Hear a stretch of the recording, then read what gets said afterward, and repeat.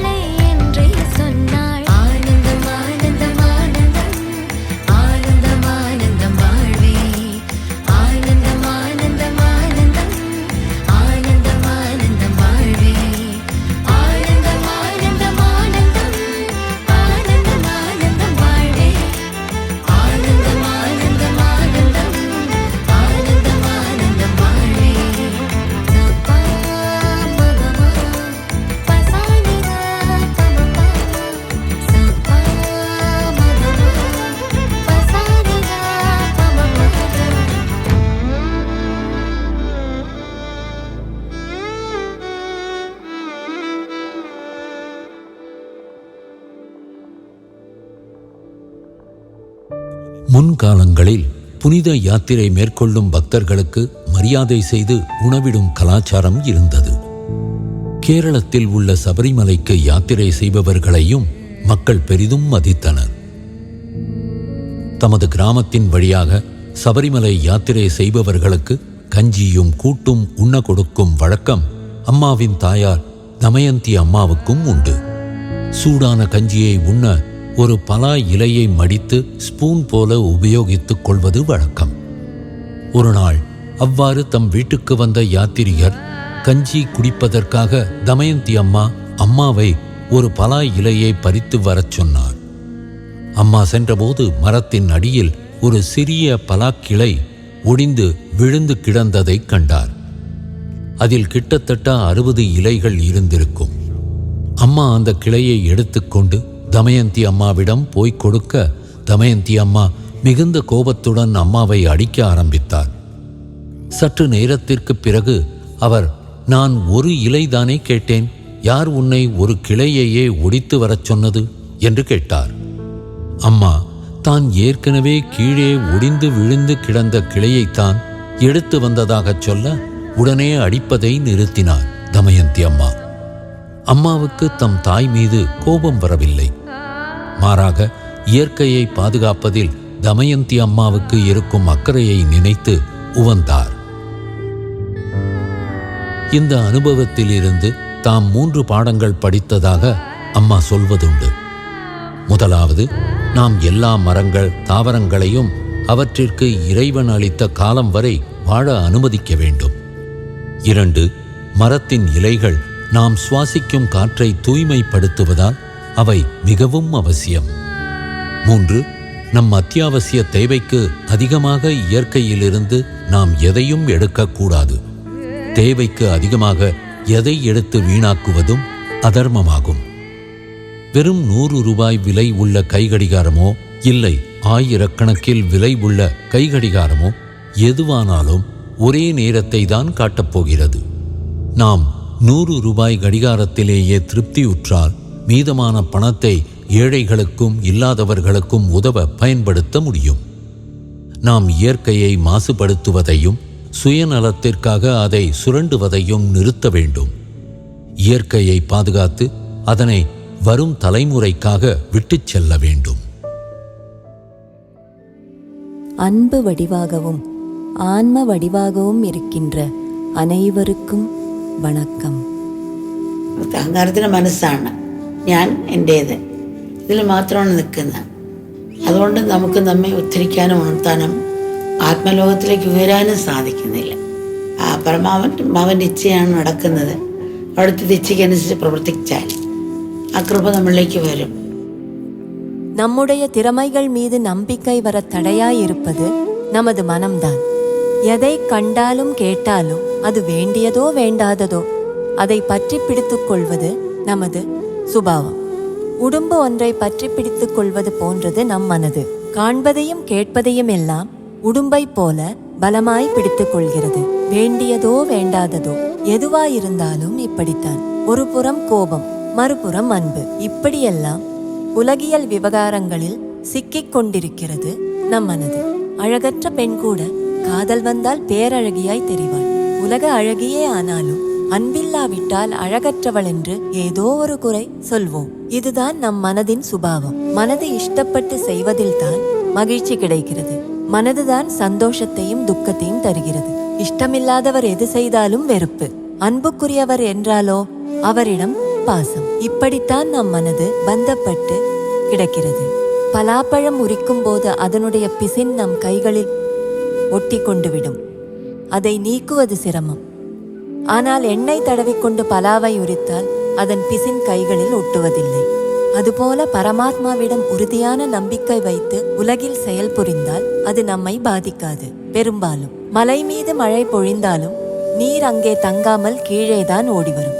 அகங்காரமுள்ள மனது நான் எனது என்பதிலேயே உழல்கிறது. அதன் காரணமாய் நம்மை நாமே உயர்த்தி கொண்டு ஆத்மலோகத்தை அடைய இயலாமல் போகிறது. நாமெல்லாம் கட்டி வைத்திருக்கின்ற படகு போல. கட்டிவிட்டு எவ்வளவு துடுப்பிட்டாலும் அது நகராது. நான் எனது எனும் எண்ணமும் அப்படியே.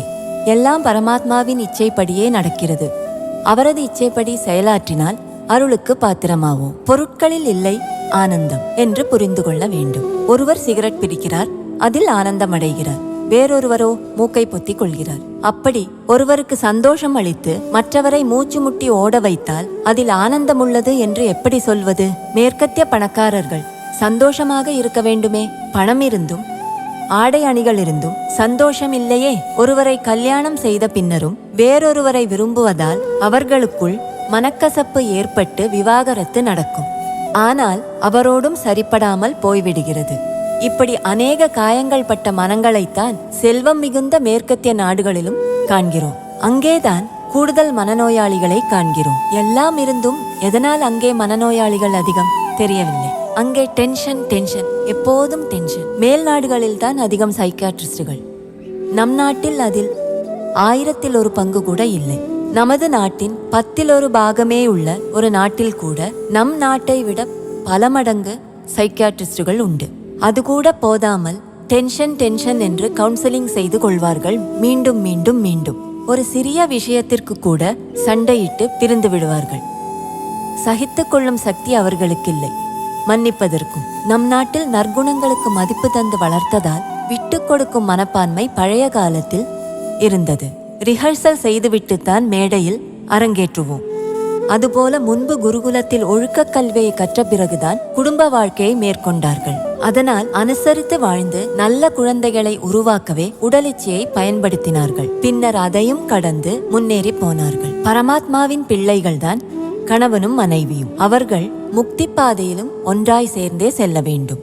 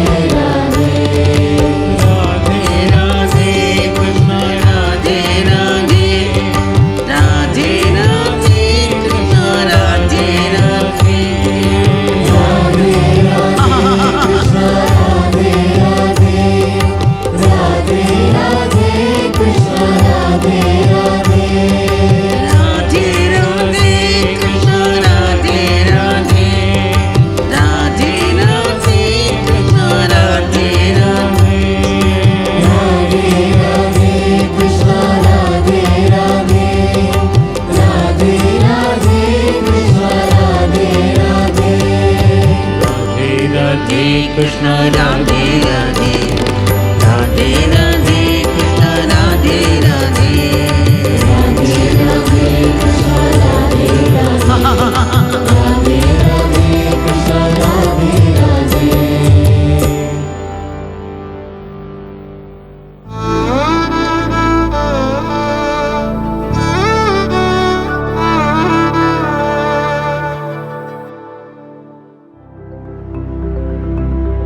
லண்டன் இங்கிலாந்தின் தலைநகரம் மட்டுமல்ல, அந்நாட்டின் அதிக மக்கள் தொகை கொண்ட நகரமும் ஆகும்.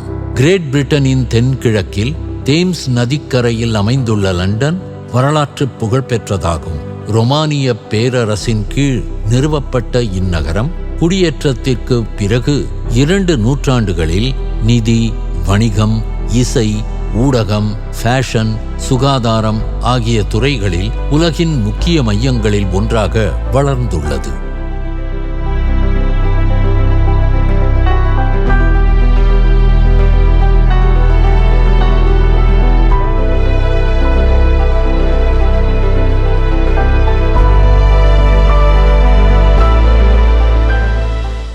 இந்த ஆண்டு நிகழ்ச்சி புகழ்பெற்ற அலெக்சாண்ட்ரியா பேலஸ் அரங்கத்தில் நடைபெற்றது.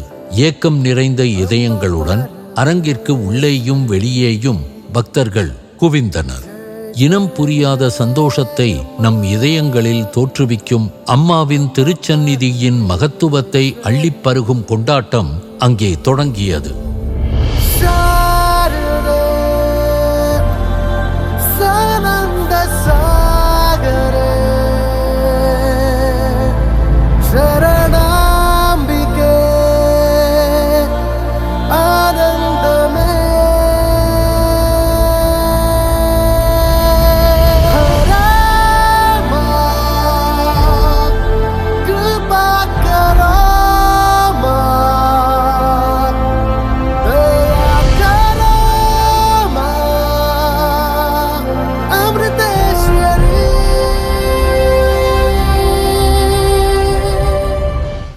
House of arts miss baroness Sandeep Varma மற்றும் புகழ்பெற்ற திரைப்பட இயக்குனர் ஷேகர் கபூர் ஆகியோர் அம்மாவை மேடைக்கு வரவேற்றனர்.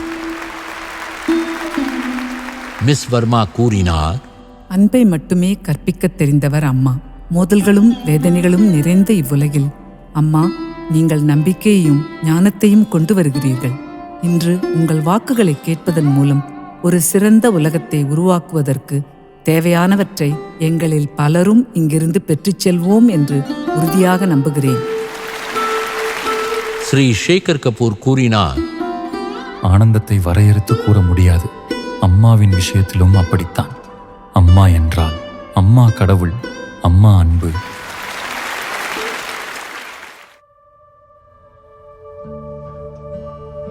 பக்தர்களுடன் அமர்ந்து அம்மா தியானம் செய்தார். அவரது சந்நிதியில் அவர்கள் அனுபவித்த அன்பின் ஆழத்திற்கு சென்று அதில் நிலை கொள்ள தியானம் அவர்களுக்கு உதவியாக இருக்கும்.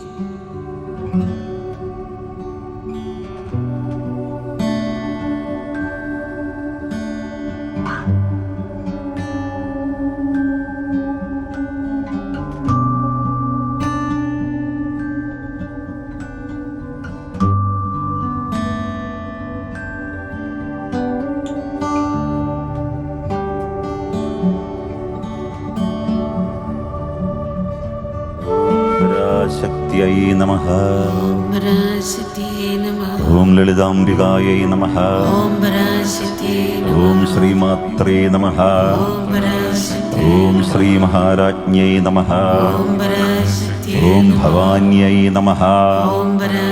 ओम भावनागम्यायै नमः।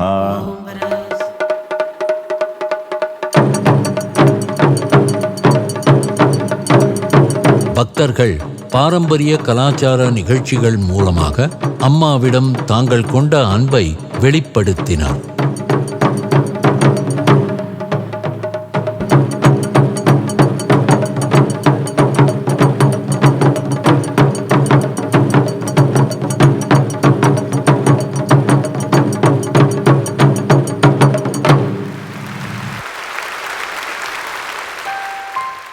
அனைவரும் பெற ஆவலுடன் காத்திருக்கும் ஒன்று தரிசனம்.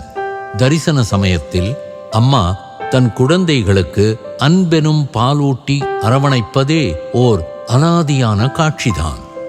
அவரது தூய்மையான நிபந்தனையற்ற அன்பு ஆறாத மனப்புண்களையும் ஆற வைத்து ஆறுதல் அளிக்கிறது.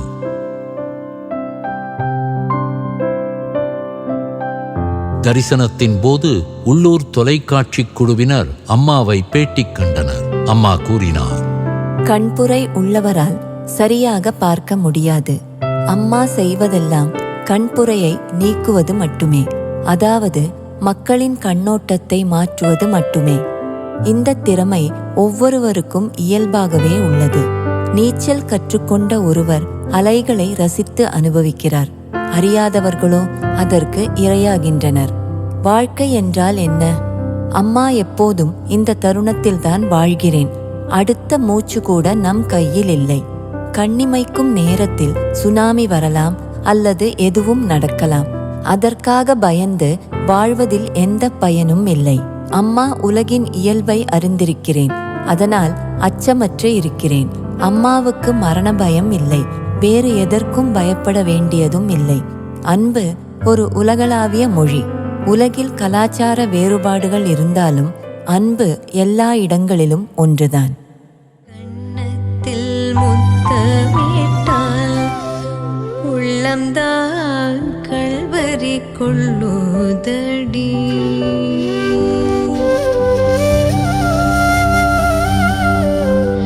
உன்னை தழுவிடிலோ கண்ணம்மா உன்மதம் ஆகுதடி. உன் கண்ணில் நீர் வழிந்தால், உன் கண்ணில் நீர் வழிந்தால் என் நெஞ்சில் ஊதிரம் கொட்டுதடி. உன் கண்ணில் நீர் வழிந்தால் என் நெஞ்சில் ஊதிரம் கொட்டுதடி. என் கண்ணு பாவையன்றோ கண்ணம்மா, என் கண்ணில் பாவையன்றோ கண்ணம்மா, என் உயிர் நின்னதன்றோ. எப்போதும் போல் அம்மாவிற்கு விடை தரும் தருணம் அனைவரது இதயங்களிலும் அம்பு தேய்க்கும் தருணம். பக்தர்கள் யாருக்கும் அவரை பிரிய மனமில்லை. ஆனால் இன்னும் எத்தனையோ குழந்தைகள் அம்மாவின் வரவிற்காக காத்திருப்பதை புரிந்து கொண்டு அவர்கள் பிரியா விடை கொடுத்தனர். என் உயிர் நின்னதன்றோ.